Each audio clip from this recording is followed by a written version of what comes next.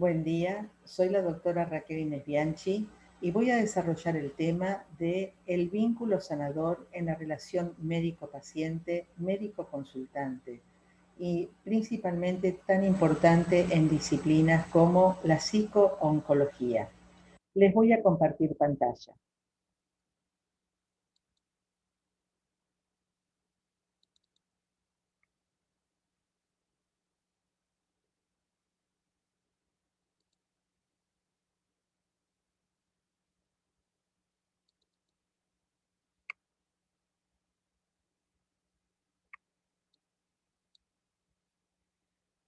Bueno, acá tienen algunos datos curriculares míos. Un vínculo sanador solo es posible desde una mirada del ser humano, desde un paradigma integral. El paradigma integral es bio, psico, socio, cultural, espiritual.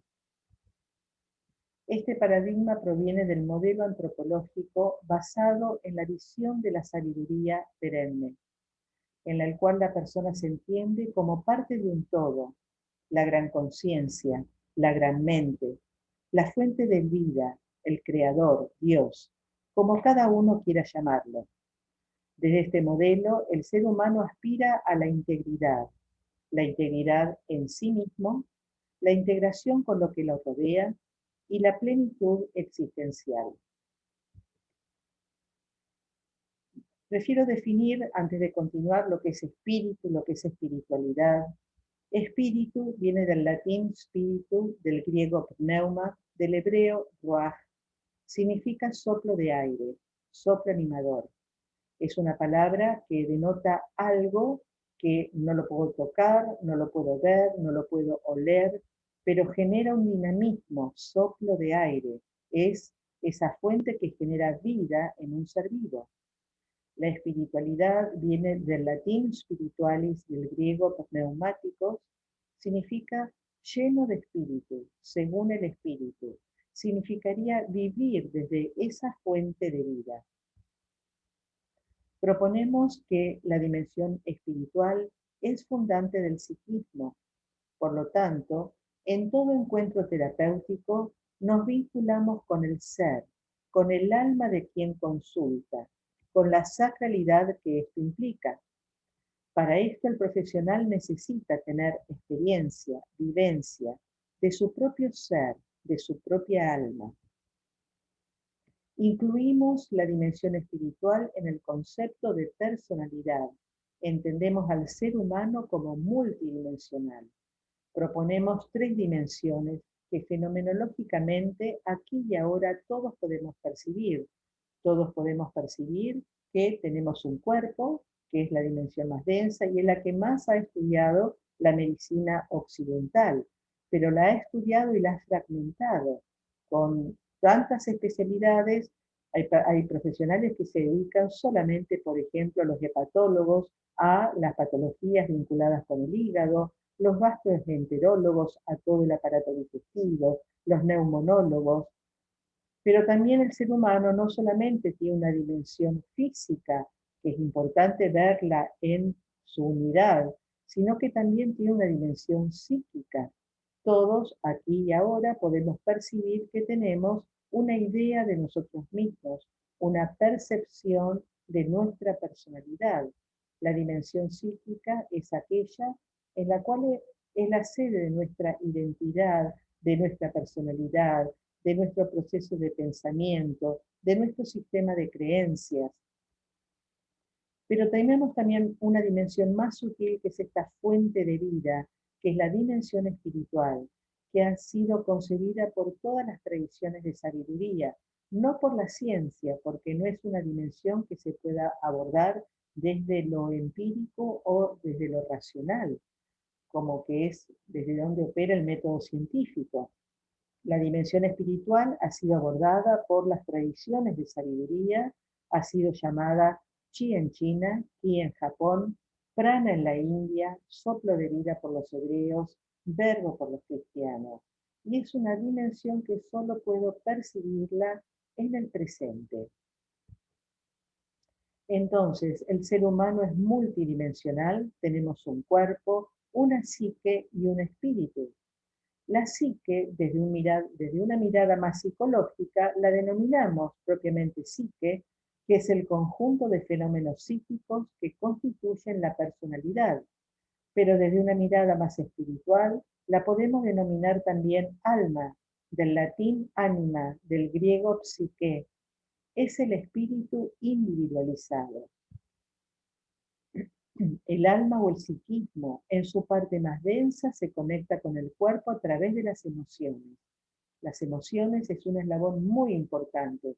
Es esa parte esa función que participa de nuestra psique sutil, pero se expresa en el cuerpo. Y cuando bloqueamos nuestras emociones o no le damos lugar, muchas veces somatizamos porque no permitimos que la emoción se exprese como este eslabón propio que es entre el cuerpo y la psique.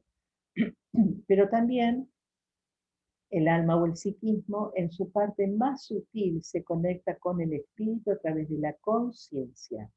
Para esto quiero diferenciar que el estado de la mente puede estar dormido, cuando estamos durmiendo, cuando nos despertamos está vigil, pero todavía no estamos consciente con C. Ya cuando vamos tomando conciencia de lo que tenemos que hacer, ejemplo, bueno, me voy a levantar, preparar el desayuno, tengo que ir al trabajo, ahí estamos conscientes, ¿no? Porque la conciencia es intencional, es esa función de la mente que tiene dirección hacia algo exterior, voy a preparar mi desayuno, o interior, ay, me siento preocupado por tal problema. Cuando hablamos de conciencia con ese C, nos estamos refiriendo a una función específica de la conciencia, que es el ser autoconsciente. En la terapia gestáltica se denomina el darse cuenta. En el psicoanálisis es el insight. Entonces, este eslabón de ser consciente, que me hace responsable de mis pensamientos, de mi vivencia, es el eslabón entre la psique y el espíritu. Somos uno con la dimensión espiritual. Al integrarnos con la fuente de nuestra existencia, nos conectamos con el poder curativo interior, la fuente de nuestro ser, espíritu, alma, energía vital. Es la fuente de vida y de los principios curativos para el cuerpo y la mente. Ese poder curativo actúa en nuestras dimensiones física y psíquica, y también más allá de uno mismo, afectando el entorno social, ambiental de la persona a través del sistema nervioso, ya sea sistema nervioso autónomo, sistema nervioso central y del campo electromagnético del corazón. Entonces, proponemos que los estados de salud y de enfermedad son procesos que involucran la unidad cuerpo, mente, espíritu. De esta manera resignificamos el concepto de enfermedad. Para muchos, la enfermedad y el sufrimiento han sido un camino hacia la sanación. Dice Javier Melloni, desde antiguo, la enfermedad y el sufrimiento han sido grandes catalizadores de transformaciones espirituales. El sufrimiento es inherente a la condición humana y puede llegar a convertirse en nuestro maestro. En la medida que lo aceptamos y atravesamos, podremos descubrir una mayor perspectiva de la realidad y de nosotros mismos. Desde una mirada espiritual, el sufrimiento y la enfermedad son indicadores de que hemos perdido la integridad, hemos perdido de vista lo más importante. Nuestras vidas han perdido el rumbo hacia la integración. En todo paciente siempre hay un estado de vulnerabilidad. Cuando la enfermedad aparece, opera como un deconstructor o desestructurante del mundo tal cual era concebido hasta ese momento. La enfermedad siempre nos obliga a parar, a detenernos y a volver la mirada hacia nuestro universo interior. Pensemos simplemente cuando tenemos un estado febril o una angina. Todo nuestro mundo, nuestro trabajo, nuestra vida tal cual se llevaba, necesitamos detenerla para guardar calma y permitir que el proceso autocurativo del organismo se pueda volver a curarnos. Siempre cuando la enfermedad aparece, implica tres grandes duelos. Si, tengamos en cuenta que el duelo es dolor psíquico. El primero es la pérdida del estado de salud, como recién les comentaba, que esto es propio de la dimensión física, pero también hay pérdida de la autonomía.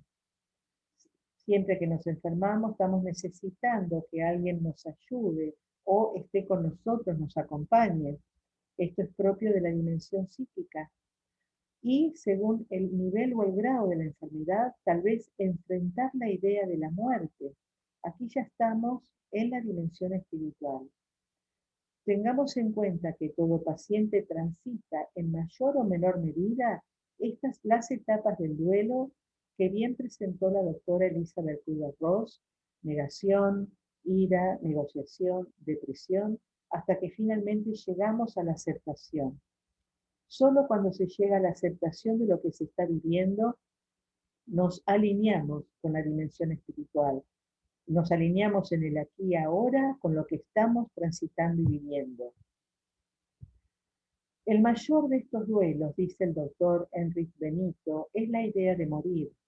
El proceso de morir supone para la mayoría de nosotros un asalto a la integridad que hemos construido y creemos ser. Es también una oportunidad para abrirnos a niveles superiores de conciencia y descubrir nuestra naturaleza esencial, aquello que nos sostiene y nos trasciende, ya que la proximidad de la muerte son puertas a la dimensión espiritual, porque siempre van a aparecer preguntas existenciales. Por ejemplo, ¿qué sentido tiene la vida? ¿Qué pasa después de la muerte? ¿O por qué se murió? ¿O por qué me pasa esto a mí? ¿Existe el alma? ¿Existe vida después de la muerte? Todas estas preguntas provienen de los cuestionamientos espirituales. Además, cada paciente va a estar atravesando alguna de las fases de la enfermedad. Les presento un abanico de todo lo que está transitando el paciente en el momento de un padecimiento, de una enfermedad. Todo lo que acabamos de ver, ese estado de deconstrucción, cualquiera de los tres tipos de duelos, ¿no? O un estado de preguntas existenciales, de sufrimiento existencial, de angustia existencial, y también alguna de estas fases, ya sea fase de diagnóstico con toda la angustia que implica, o fase de tratamiento o tratamientos, o la finalización del tratamiento con el posible regreso a la normalidad, o el acompañamiento en el final de la vida si la persona no puede recuperarse de su enfermedad. Por esto, las actitudes del terapeuta desde nuestra mirada tienen que ser de curar y sanar, no solamente curar. Entendemos como curar, aliviar o eliminar el sufrimiento, el dolor y, si se conoce, la causa de la enfermedad. Entendemos cómo sanar, permitir el influjo de la energía del alma. Esto solo es posible alineándonos, cuando el paciente consigue alinearse con su dimensión espiritual. Ya lo vamos a abordar en un ratito. Entendamos que el alma, la dimensión espiritual, es la fuente de vida, es la fuente de salud, es la fuente de poder. La enfermedad es el resultado de la inhibición de la vida del alma. El alma es el sanador. La alineación con el alma es un acto de conciencia, no una técnica. Buscamos restaurar la integración bio-psico-espiritual.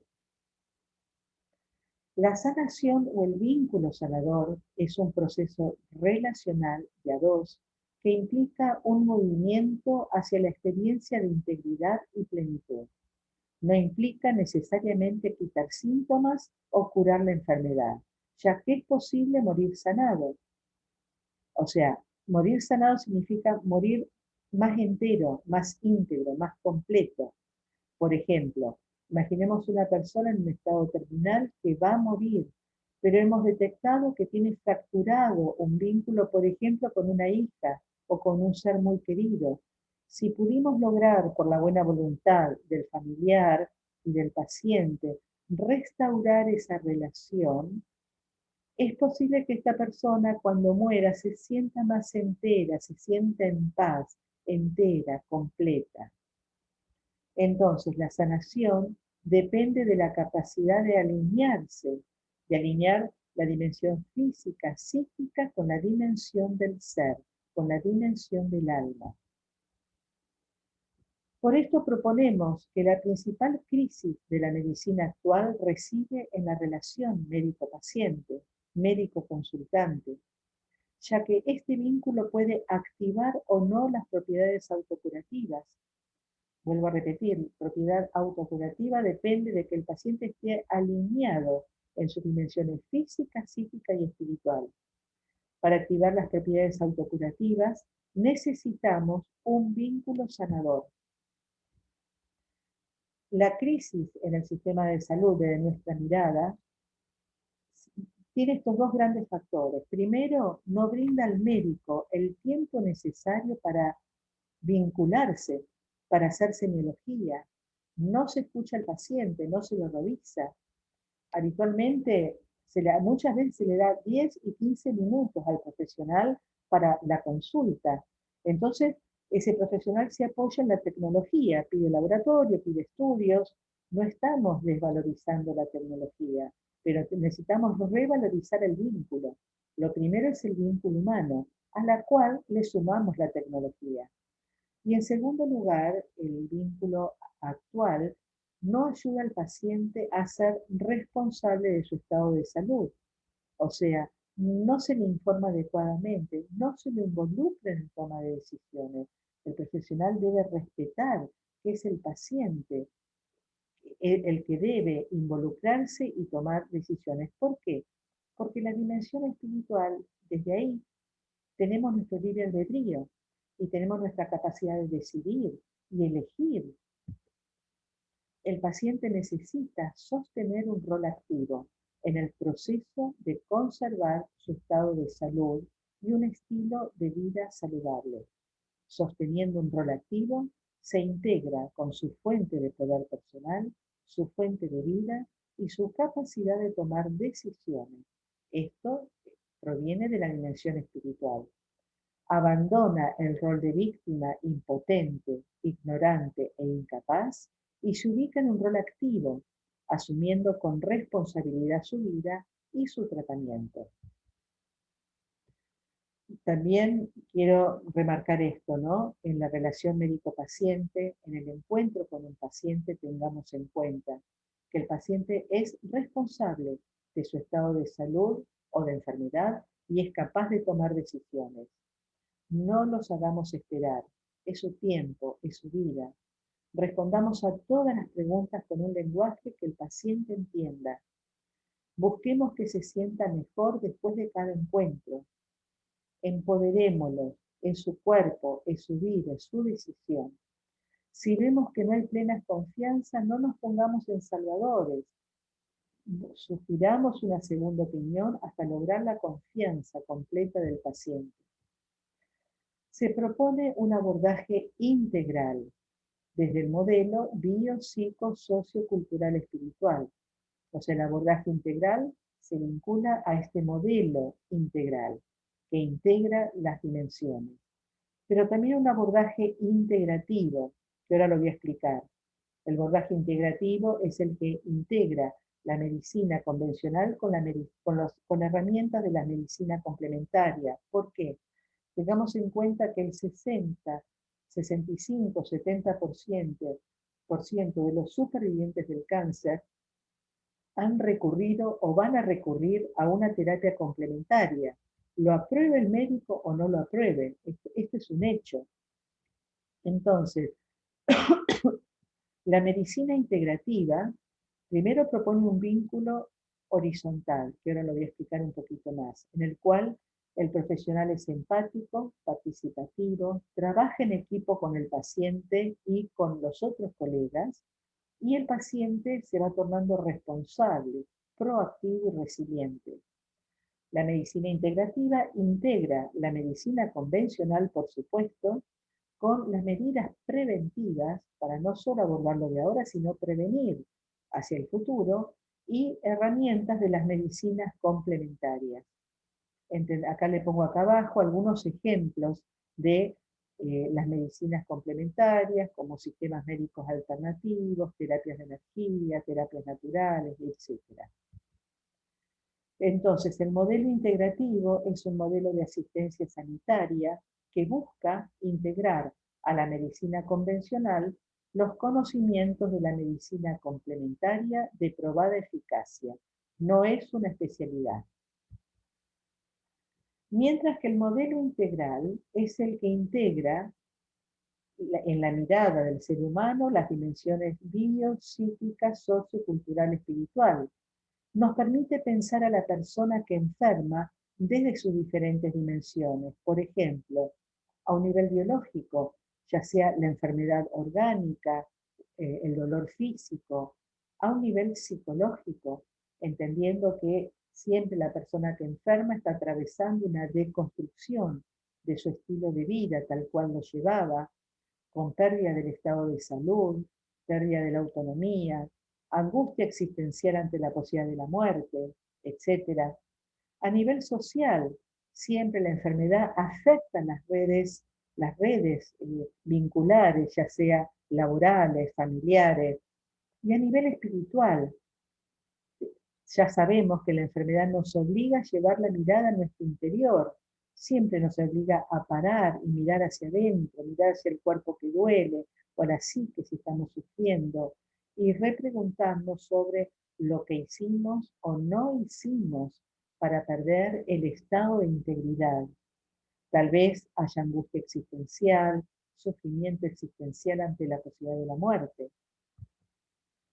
Pero también el modelo integral nos permite abordar el tratamiento desde diferentes dimensiones, ya sea a nivel biológico, con, por supuesto, medicación, cirugía, quimioterapia, radioterapia, pero también medidas preventivas, nutrición, evitar la obesidad, la actividad física o acupuntura, técnicas de relajación, etc. Pero nos permite ampliar la mirada y también abordar la dimensión psíquica, la necesidad de la gestión de emociones, psicooncología, psicoterapia, psiquiatría, y ampliar la mirada a medidas terapéuticas que aborden lo social, ya sea lo que sea necesario, o el trabajo social, o el acompañamiento de la familia, o la inclusión de amigos, grupos de apoyo, y ampliamos la mirada a la dimensión espiritual, ya sea con herramientas, si la persona tiene una línea espiritual definida, líderes espirituales, hermanos de congregación, la meditación, mindfulness, oración, el acompañamiento ontológico o espiritual, las terapias mente, cuerpo, corazón, como yoga, tai chi, meditación guiada, también arteterapia, musicoterapia, etc. Y finalmente vamos a desarrollar lo que es el vínculo sanador para el paciente y con la familia. Dice el padre Juan José Milano, el terapeuta en este encuentro único e intersubjetivo con el consultante o paciente puede sanar, porque es el vínculo lo que sana. Es por ello que puede obtener mejores resultados un amigo mudo tomándolo de la mano que un eximio psicólogo con su lectura teórica. ¿Por qué pongo esta cita del padre Juan José Milano, psicólogo? Porque él habla de la necesidad de conexión, de este vínculo que necesita esa conexión para que sea sanador. El paradigma antiguo en salud propone en la relación médico-paciente un vínculo jerárquico, no propone esta conexión, donde el profesional está arriba, es superior, posee el conocimiento, considera que sabe lo que le pasa al paciente y considera que el paciente está abajo en un posicionamiento inferior y que no sabe lo que le pasa y depende absolutamente del profesional. Pero lo que nosotros proponemos es un vínculo horizontal, el encuentro entre dos sujetos. Esto es un vínculo sanador. Es una relación horizontal de sujeto con sujeto. Son dos personas en un encuentro humano. El paciente necesita sostener un rol activo en el proceso de conservar su estado de salud, con su fuente de energía vital, tendiendo hacia un estilo de vida saludable. Con esta actitud se integra con su fuente de poder personal, su fuente de vida, y así le permitimos abandonar el rol de víctima, impotente, ignorante e incapaz, y se puede ir ubicando en un rol de protagonista, asumiendo con responsabilidad su propia vida. ¿Y cómo conseguimos esta calidad de vínculo? Para esto es necesario que el profesional desarrolle ciertas capacidades para poder ejercer con el paciente este vínculo de sujeto con sujeto, alma a alma, en un encuentro humano.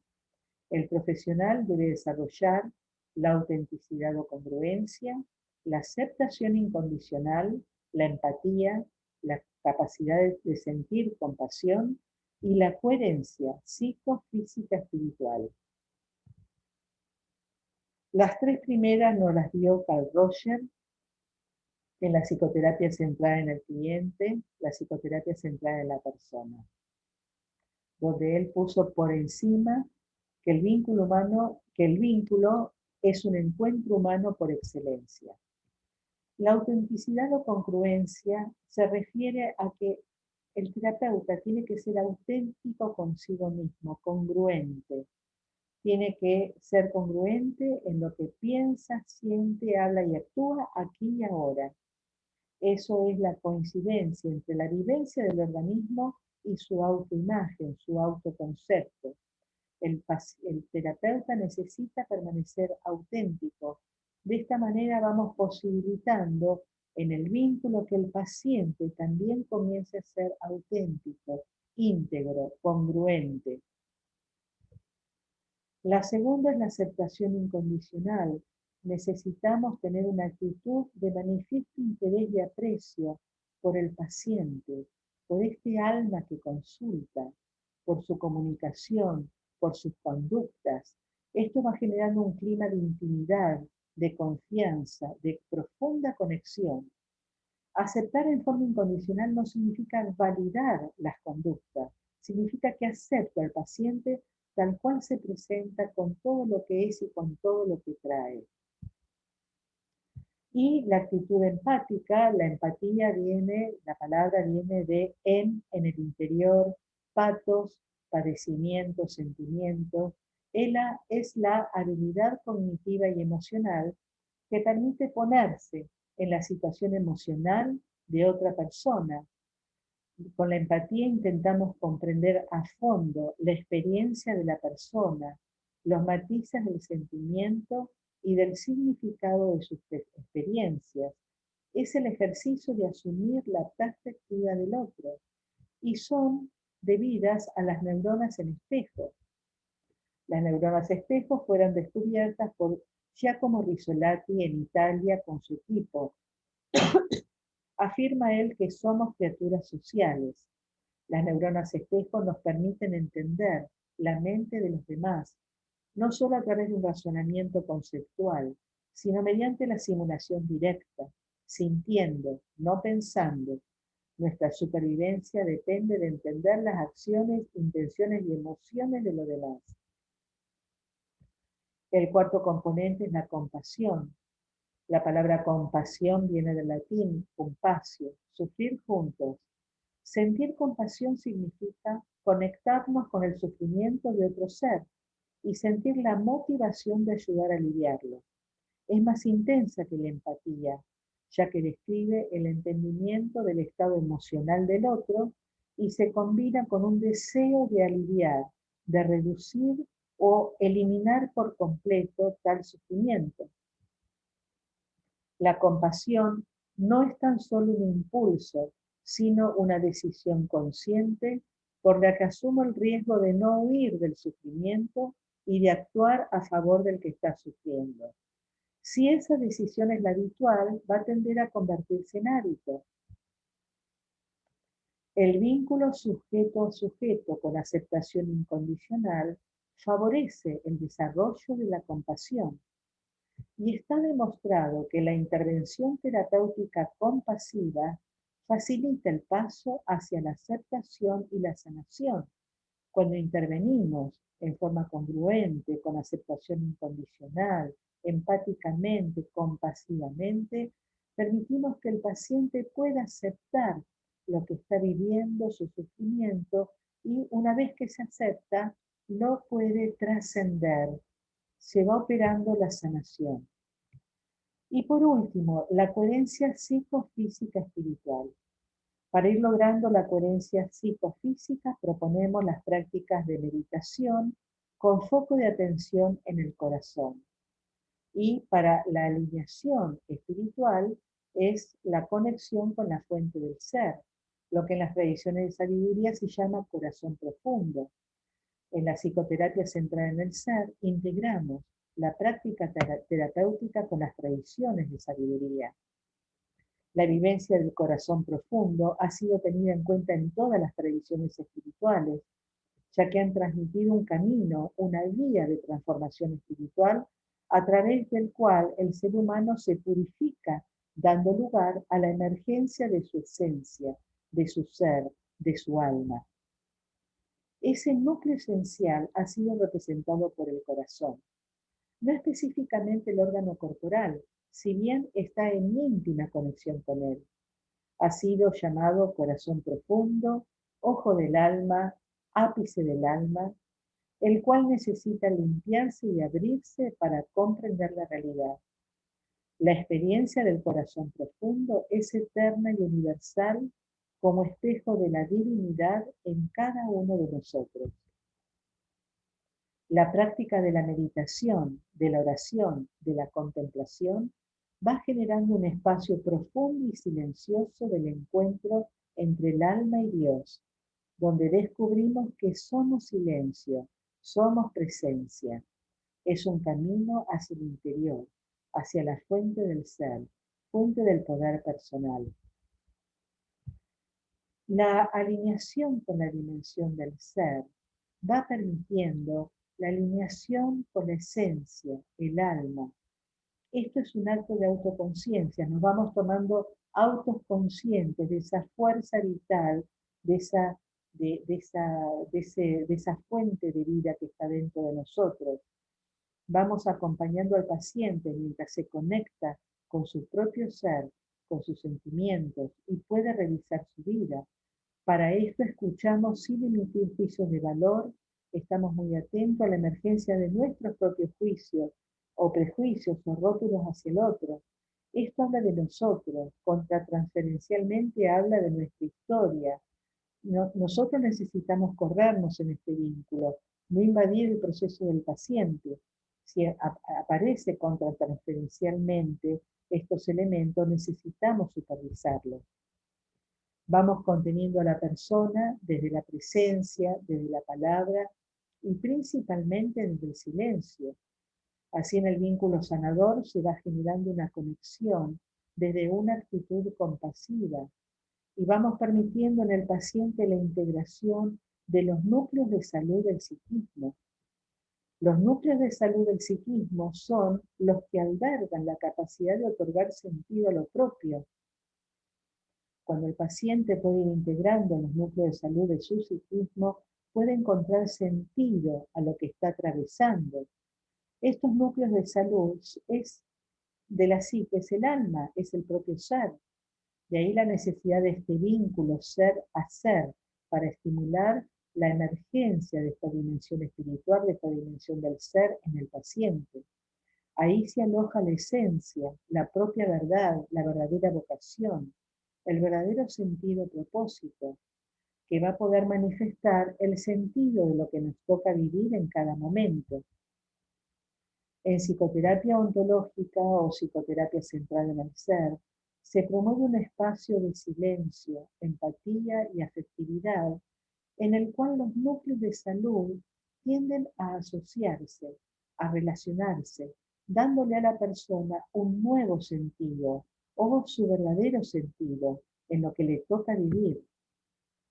La terapia ontológica promueve la salud y el autoconocimiento a través de la dinámica de los núcleos sanos. Y esos núcleos sanos estimulan solamente la comunicación sujeto-sujeto, alma-alma. Y la sustancia que va ligando esos núcleos es el amor que se activa con la aceptación incondicional. Y muchísimas gracias.